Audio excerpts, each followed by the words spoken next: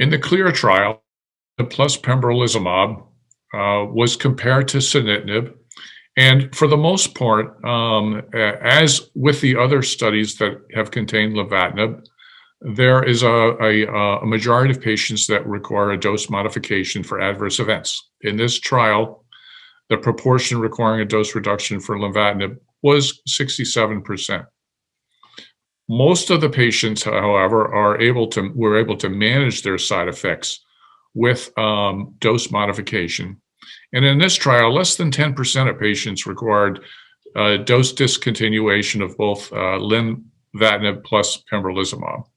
For the most part, the side effects in this combination are driven largely by the tyrosine kinase inhibitor. And so the side effects for lenvatinib plus pembrolizumab were of a similar class to that with sunitinib.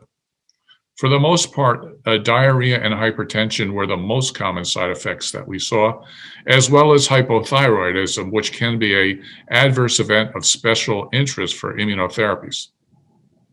There was notably very little in the way of hepatic toxicity, and that is one of the best features that I feel of lenvatinib as a tyrosine kinase inhibitor, that it has very little, if any, of the way of hepatic toxicity. And hepatic toxicity has been an issue with the IO-TKI combinations reported previously. Lenvatinib plus everolimus similarly showed most of the adverse events that were driven by lenvatinib as a tyrosine kinase inhibitor. In addition, there were other adverse events that we can attribute to the everolimus, and they included a high level of triglycerides in the blood, stomatitis, and rash, which we see more commonly with the everolimus.